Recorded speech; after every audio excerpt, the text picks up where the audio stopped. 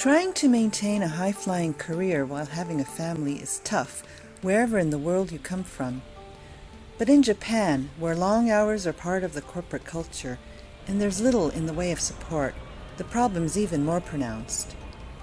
The government has announced a plan to have 30% of leadership positions filled by women by 2030.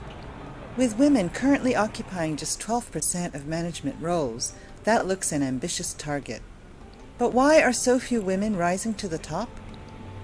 I talked to 3 graduates of the elite Tokyo University, Miki Matsui, Hidemi Kimura, and Maki Yoshida, about their experiences of working in a male-dominated environment and about trying to raise a family while meeting the demands of their careers.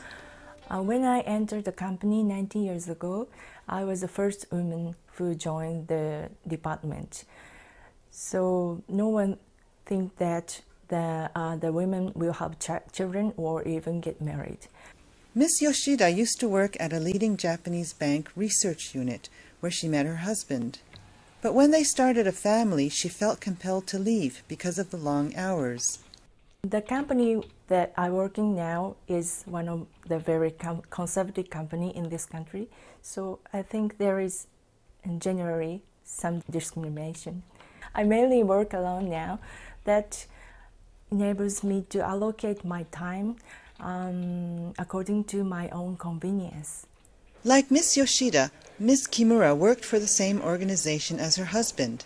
Ms. Kimura was able to manage both work and family, but only by taking jobs that didn't require overseas travel. It was very traditional for Japanese couple that women limit the work and husband work as much as they want.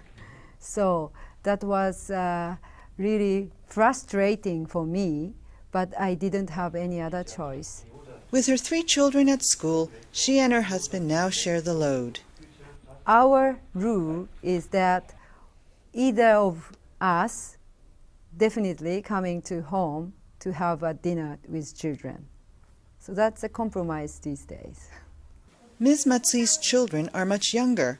Unlike the other 2, her company actually has a program that allows her to work reduced hours until her children reach 3 years old. However, she still feels that the workload is difficult to manage. Since my 2 children go to different daycare centers, I have to go to 2 locations before going to work. I work until 4:30 and I leave office, and after the meals there's taking them into the bath and then tucking them in. And then after that, if the work is still left, I go to my computer and finish up work.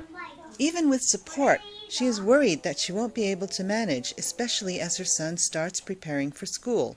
Yes, I'm sure there's a lot the government can do.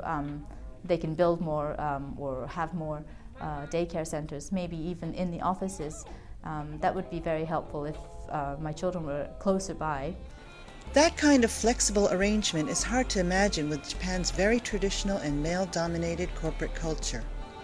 Reconciling work and family is a factor in low female participation in the workforce after childbirth. But the OECD says that if the numbers remain as they are now, Japan's labor force will decline by 10% over the next 10 years. As Japan tries to reignite the economy with yet another stimulus, and skirts around the need for significant reform of its labor market, it is failing to take advantage of one of its most obvious sources of new or underused talent. Michio Nakamoto, Financial Times.